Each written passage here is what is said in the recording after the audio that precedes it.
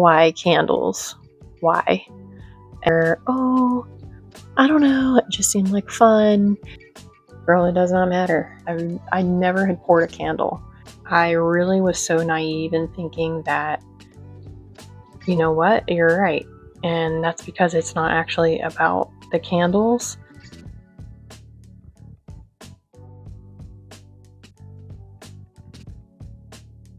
Quite a few people close to me have asked me why candles, which is a valid question. I had never expressed that I was interested in doing this before. It kind of came out of left field. I don't know anyone who does it. I just up and decided one day that I was going to give it a try. And so I did. And when people would ask why candles, I would answer, oh, I don't know. It just seemed like fun. I don't know. It seemed like a challenge. Um, and those are all true. Those are facts. Like those are valid reasons. It is fun. It is a challenge. Definitely a challenge. Um, but I think I just wasn't able to articulate at the time why candles, why. And now I feel capable enough to articulate why candles, why Chronicle Home Co. So that's what we're going to talk about today. We're going to talk about why candles. I do have some notes right below the tripod here. So I will be kind of peeking down every once in a while. I also have the baby monitor here with me on the ground.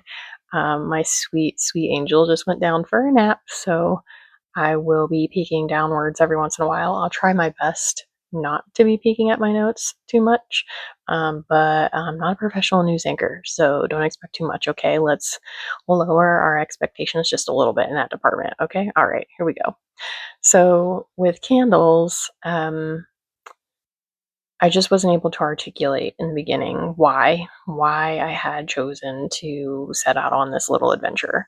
Um, and what I came to realize later, probably through a lot of prayer and just like some time and reflection, because hindsight is 2020 usually, I came to realize that it was actually a command from God. He had asked me to step up and do this thing, and he had planted it as a seed in my heart. And I spent a lot of time, and I mean, by a lot of time, I mean like several weeks. So I guess it's all perspective. But to me, this is feels like a long time to ignore an ask from God. So I spent a lot of time kind of bebopping around and flipping this idea over in my head and looking for answers and praying for guidance and praying for wisdom, which is all good and well. But I think it's important to note that I was looking for a roadmap that was going to lead me from where I was at the beginning to the end, success. And that's just not going to happen. It's very, very rare that we're ever given the roadmap, right? Like we can usually only see a couple steps in front of us at a time. That's just how life goes. And that's where faith comes in. So he asked me over and over, he was so patient, to have faith in this process, in him, in this idea, in myself, and to just step forward. And so I did. And you're probably wondering, like, okay, so why candles though? What does that have to do? Why candles? And it's such a small thing, seems like such a meaningless thing, like, why candles? And you know what? You're right. And that's because it's not actually about the candles, it's about what the candles represent. It's about the movement that could be started with the candles. It's about the culture that could be started with the candles. It's about the community that could be started with the candles. It's about the feelings that can be evoked with the candles.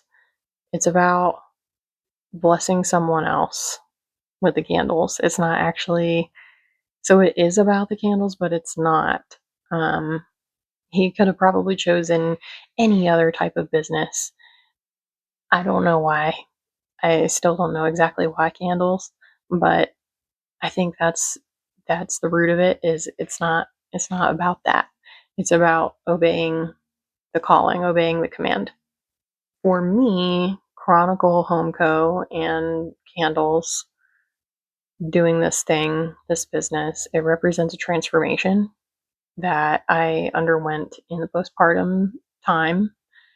And to be honest, I think I have to be honest and say, like, I didn't anticipate this transformation. I really was so naive in thinking that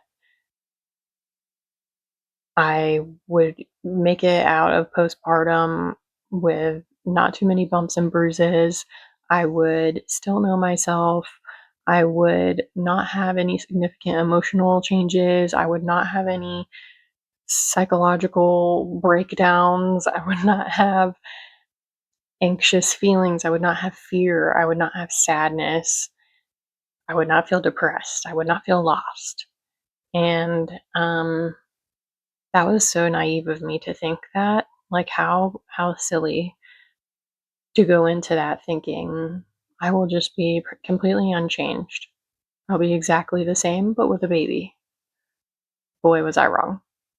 Looking back now, I can definitely say that I for sure lost myself a little bit during that time period, and I don't think that's abnormal. And I definitely went, not all the time, but a lot of times, a lot of days, I went to a very dark corner in my mind where I didn't feel like I was measuring up. I didn't feel comfortable. I didn't feel like I was doing this right. I had a lot of insecurity. I was very anxious about the health of my baby. Um, and it was definitely a very mentally challenging time, more than physically challenging. Um, and I can confidently say that the fourth trimester postpartum was the most, by far, most difficult part of pregnancy, giving birth. It was definitely the hardest for me. And I had always been very sure of who I was, my identity as a woman. And during this time period, I feel like I somewhat lost my identity.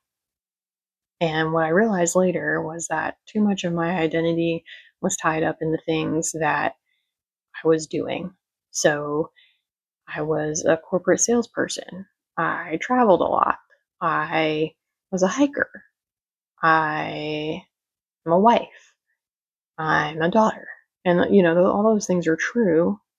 I was that person, but my identity really is not dependent on the things that I do, my occupation, how much I can get done, how productive I am, how much money I make, where I live, who my family is. None of that is my identity. My identity is in Christ alone. And the postpartum period definitely reminded me of that. He was like, "Yeah, girl, you're a mom now, but don't forget, you're still my daughter." I've never prayed so much. Like, I pray every day, and I have for a long time. Not my whole life, but a long time. Um, and I was on the floor crying multiple times a day in the postpartum period. I needed him every day, often multiple times a day. And by way of my family and my husband, he brought me through that very dark and challenging period. But he also humbled me greatly during this time and blessed me a thousand times more.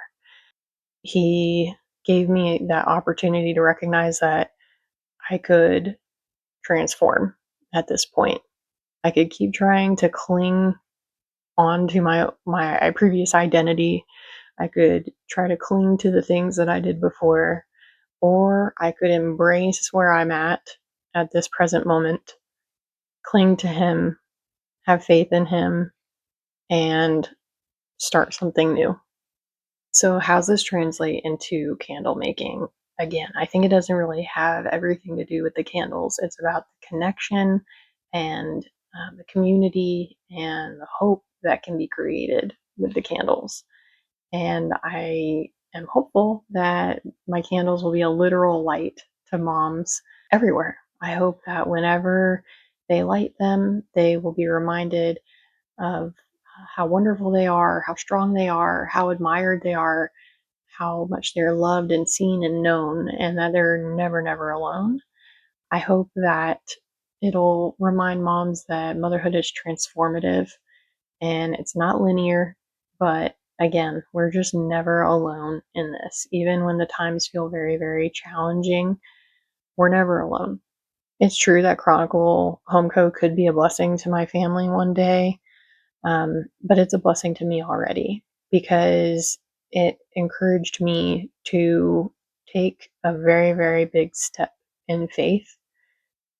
I started this thing without knowing anything about this, to be honest. I've never started a business. I never had poured a candle before this, and I'm learning so much, so much about this craft and business in general. Sure, I've got some things in my background that will help me, but not too much. So it definitely is giving me a lot of hope to see my capacity to learn and change and adapt. I was very, very nervous and scared to say yes to this command, and I will be so blessed. I am so blessed because I said yes. And I think that's what's so important is that even though, again, I'm going to reiterate, we don't have all the answers, we don't have a perfect roadmap, we don't know how things will turn out, we don't know if we will actually succeed. That is the reason that we have to have faith. Another creator that I like to watch on YouTube, she posted a video not too long ago. I'll try to link it below for you guys just in case you're interested. Her content is great. It's about having a biblical business and Christian womanhood and Christian business ventures. And I just think that her content is super great. So I will definitely link her channel and or that video below. As long as I can find it, I'm sure that I will be able to. But she said in one of her recent videos that by disobeying or by delaying saying yes to a command from God, you are delaying someone else's blessing.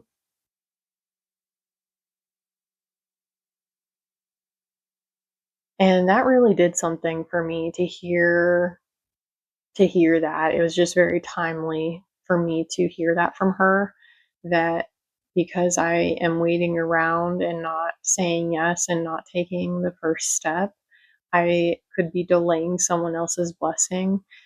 And it's tragic for me to even delay my own blessing, but how horrible for me to delay someone else's. I never want to do that. That's terrible to delay someone else's blessing, right? Who am I to do that? And that's something I definitely needed to hear. I feel like that's how God revived me as a woman in a very, very challenging period of my life, was literally by just saying yes, by just humbling myself, putting my worries, my fears, my anxieties at his feet and asking him to give me guidance, give me wisdom, and not to leave me because I know that he never will. I'm never alone. And I know I talked earlier about like having a mask and where I think, at least I think I did, could have been the previous take, but I think it's important that we remember that even though we may be trying so, so very, very hard to mask our anxiety, our depression, our worry, our fear, our embarrassment, even though we might be trying to mask all those things and keep it under wraps, girl, it does not matter because he sees everything, which is great because that means he also sees all the good that you're doing. All the times where you're feeling like you're working so hard and maybe you're feeling a little unappreciated that day, and you're not complaining, but you're thinking like, "Oh my gosh, no one's telling me I'm doing a good job." We're doing it for the audience of one. He always sees. He sees you in your weakness, he sees you in your strength, he sees you all the time for all the good you do. And you're just never alone, girl. That's what I want to tell you. So maybe you're in a similar position where you feel like you've been given a talent or an idea and you could bless other people with this talent or idea. Don't wait, don't delay. Just do it. Ask for guidance, ask for wisdom, pray on it, um, pray for answers. But just know that you probably won't get a clear roadmap on what you should do and where you should go, what turns you should make. And another one of my creators that I like to watch, the channel is called Girl Teach Me. Her name is Lana, and I truly love and appreciate her channel and her content so much. And one of the things that she says on a regular basis is do the next right thing. So ask for your wisdom, ask for knowledge, ask for guidance, and then say yes and do the next right thing. The more I think about it, I don't even have notes about this, but the more I think about it, this is such big work he's doing. This is such big work that he's doing because I actually had been asking for a long time for God to give me the courage to talk to others about him and about how loving and wonderful he is, and to help bring other people to Christ. And look at me, I'm literally on the internet proclaiming his goodness and sharing this story with other people, whoever wants to listen. By saying yes, I was reminded that I am stronger than my circumstances and that I can do very, very difficult things, whether it's starting a business or raising a child. Um, so you can too. And I am hopeful that Chronicle will bless my family, but I hope that it blesses you too. I hope that so many women are brought hope and faith and joy and peace by coming on this journey with me, creating a community with me, and lighting these candles. That is the story of how God revived me as a woman. And I'm so glad I said yes. And I'm so glad that I obeyed. Thank you so much for spending your time here. I really hope that this video brought you some value, and if it blessed you in some way, I hope that you'll hit subscribe, hit the like button, and maybe leave me a comment down below so we can get to know each other a little bit better. Thanks again for being here, and I'll see you again soon.